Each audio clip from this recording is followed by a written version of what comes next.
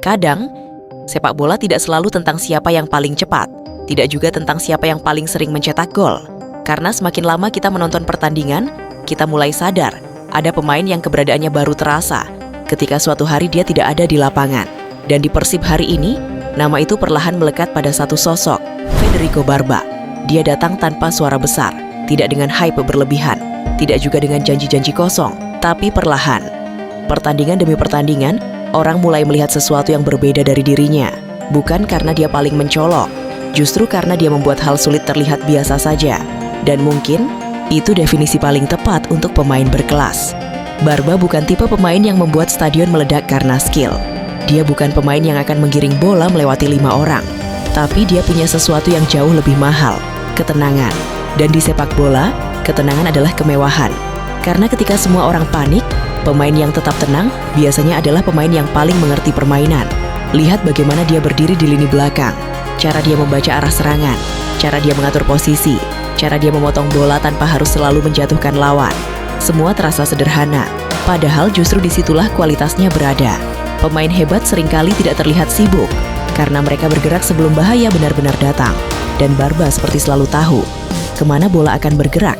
Kadang striker lawan baru mulai berlari, tapi Barba sudah berada di tempat yang tepat.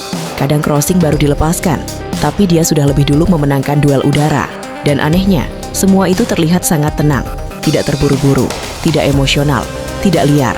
Seolah dia selalu punya waktu lebih banyak dibanding pemain lain. Ada aura sepak bola Eropa yang terasa setiap kali dia bermain. Bukan hanya karena dia berasal dari Italia, tapi karena disiplin yang dia bawa ke dalam permainan. Dia bermain dengan detail, tahu kapan harus maju, tahu kapan harus menunggu, tahu kapan harus mengalirkan bola dengan tenang. Dan di liga yang sering berjalan dengan tempo panas seperti Indonesia, hal seperti itu langsung terasa berbeda. Banyak bek kuat, tapi tidak semua bek bisa membuat satu tim merasa aman. Dan Barba punya itu. Ketika Persib menyerang, pemain depan bisa lebih berani naik, karena mereka tahu ada seseorang di belakang yang siap membereskan semuanya. Itulah alasan kenapa pemain seperti dia sangat penting. Dia mungkin tidak selalu muncul di headline, tidak selalu jadi topik utama setelah pertandingan, tapi keberadaannya diam-diam menjaga keseimbangan tim. Sepak bola modern terlalu sering dipenuhi pemain yang ingin terlihat hebat, sementara Barba terlihat lebih sibuk menjadi penting. Dan itu berbeda, karena pemain yang ingin terlihat hebat biasanya bermain untuk dirinya sendiri, tapi pemain yang ingin menjadi penting, bermain untuk timnya. Ada momen-momen kecil yang mungkin tidak semua orang sadari. Saat lini belakang mulai panik, dia tetap tenang. Saat lawan mulai menekan, dia justru terlihat makin fokus. Saat pertandingan berubah keras, dia tidak ikut terbawa emosi. Dan dari situ, orang mulai paham kenapa pelatih sangat menyukai pemain seperti dirinya. Karena pemain tenang bisa menenangkan satu tim. Kadang saya merasa, Barba bukan sekadar bek tengah. Dia seperti fondasi, sesuatu yang mungkin jarang dipuji, tapi membuat semuanya tetap berdiri. Karena tim besar tidak hanya dibangun dari pencetak gol, tim besar juga dibangun dari pemain yang menjaga mimpi itu tetap hidup sampai peluit akhir. Dan Barba melakukan itu. Di Bandung, pemain depan memang lebih mudah dicintai, gol selalu lebih cepat viral.